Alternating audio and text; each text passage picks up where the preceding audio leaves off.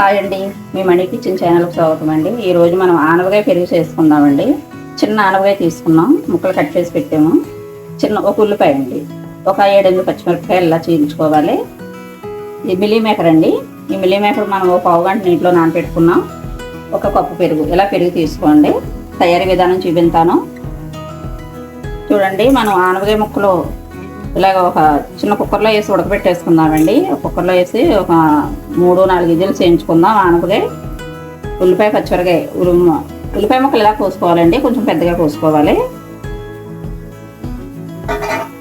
చూడండి, meal maker మనం నానబెట్టుకున్నాం కదా, ఇలా పిండేసి ఇందులోనే వేసి ఉడకబెట్టేసుకుందాం. చూడండి, నీళ్లు పిండేసి మిల్లీ మేకర్ ఇందులో వేసేసుకున్నాం కదా, కొన్ని నీళ్లు పోసుకొని కుక్కర్ పెట్టుకున్నామండి. ఒక 4 విజిల్స్ వేయించాక మళ్ళీ చూపిస్తాను తయారీ విధానం.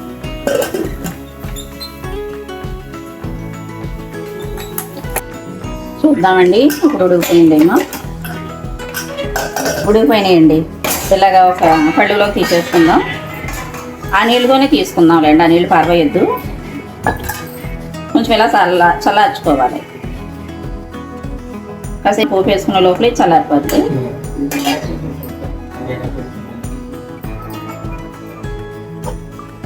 చూడండి, పొయ్యి వెలిగించి మూకుడు పెట్టుకున్నాం. మూకుడు వేడైంది, కొంచెం నూనె పోసుకుందాం. సరిపడగా నూనె పోసుకోండి.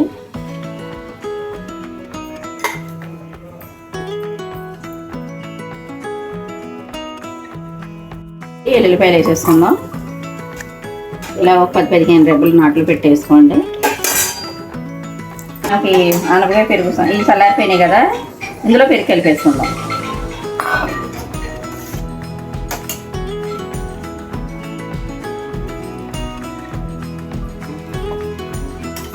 ఇలా కలిపేసుకోండి మొత్తం.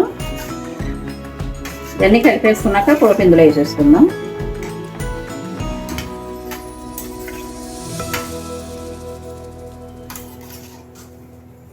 ఇలా కొన్ని మెంతులు వేసుకుందాం, కొన్ని ఆవాలు, కొంచెం జీలకర్ర,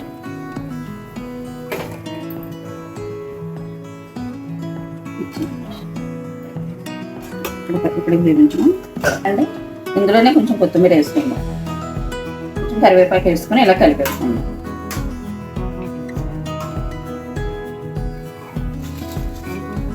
ఎండుమిరపకాయ ముక్కలు 4 కాయలు వేసేసుకోండి. ఎండుమిరపకాయలు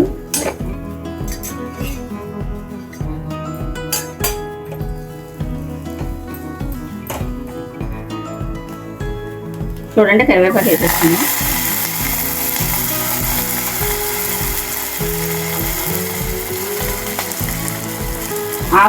స్టవ్ ఆఫ్ చేసేసుకున్నామండి.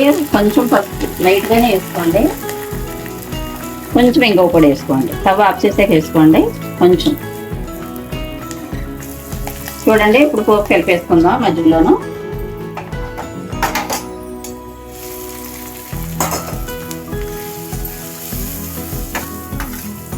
చాలా బాగుంటుందండి ఆనపకాయ మజ్జిగ, చాలా బాగుంటుంది. ఒకసారి ట్రై చేయండి. తీసేసుకున్నాను.